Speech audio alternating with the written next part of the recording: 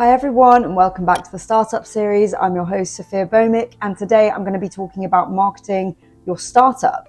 I think that's the thing that lets a lot of people down when they're a bootstrapped founder, is that they think they need to hire in others to help them market their business when it's just not the case at all. I think there are a couple of things that probably need to be done first before you can start marketing, and that's firstly to remove the ego. I think we all as people are so concerned about what others think that we don't want to post on LinkedIn or we don't want to post on Instagram. I'm very guilty of that too. And I think once we remove it and we just create a strategy, that will really work. But again, key word there being the strategy. What's your strategy? What's your goal? What's your aim? Usually in the first quarter, the first year of building a startup, it's about generating revenue, really. Those first revenues. And if it's a subscription-based business like mine, you're looking at bringing revenue into the company. Now, there are many parts of marketing, and it can seem super overwhelming, especially if you're not directly from the marketing sector. But I'm here to tell you that just take it one step at a time. And I think the first thing to do is focus on content, website and content. Do you have a website, and are you producing content? It's very easy to create a website. Go onto Squarespace or a site like that, where they kind of have templates already done for you. It's $16.99 a month. It's not too expensive. Add the email, the business email to it. It's an extra $5 on top of that. It's not too expensive whatsoever. After that, you need to start building out your page. So you need to start looking at creating blogs, creating content. Whenever people say that word content, they worry so much. They think, oh my God, I don't know how to write.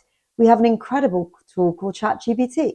So you're winning there, because you can literally type into it, write a blog on this topic, write a blog on this topic. Loads of people might see it as, oh, but you're not doing it yourself. You are. These AI tools were created for this purpose. So use them. I think it's really important. And I'll add a link to the one that I typically use. And then after that, you can start tailoring the content to your brand voice. And hopefully as you start building your website up, Google will pick up on your brand voice and it will feed into ChatGPT. I don't know exactly how that works, but over time, it just should start building up your brand voice, which is the most important thing. And then I think get sharing it on social media. I'm going to put a link to a content planner below, but just start with the basics. I could go into SEO now, but I'm not going to, because I think it's quite complicated for some people. So we'll just stick with first steps. Build a website and then start building out the content. That's it. Whether it's little posts on social media about what you're up to and what you're doing and what your business does, translate that onto the page. Then build on top of that, where you're looking at, okay, what problems are we solving in the industry that we're in? For example, with me, I have an influencer marketing platform. So the first thing I want to look at, my first campaign, is all around, why is influencer marketing so confusing and complicated for so many people? And how do we go about combating that issue via our platform? So we start off by creating problem content, solution-based content, and then introduce the product. But again, I'm going to list some things below in the description so you can kind of see what I'm talking about. But it does seem super overwhelming, but you can do the marketing yourself. I think the one thing to really push it is frequency of content. You need to be posting consistently every day.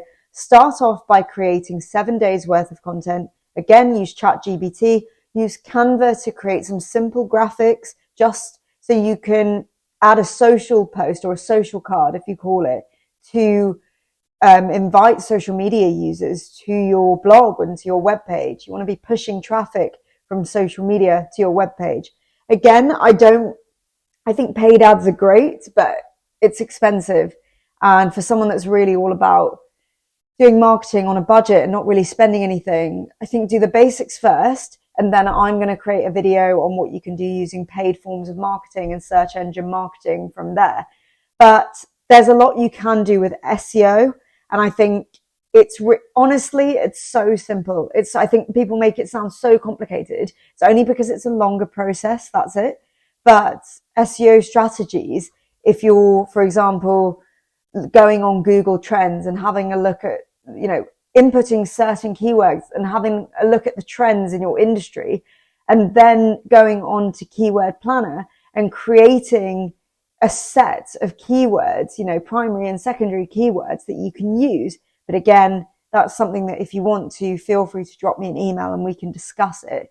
But I think that, and actually there's some quick wins with technical SEO that you can kind of implement on your website to help you with your search engine results ranking. And that's called site mapping. But again, we can discuss that in further detail if you want to. So feel free to drop me an email. But what I would say is really focus on marketing. Don't think, I've launched my business, now what do I do? Don't cold sell. Marketing and sales go hand in hand. So make sure you're doing them together. I think it's thoroughly important. But again, just a quick one.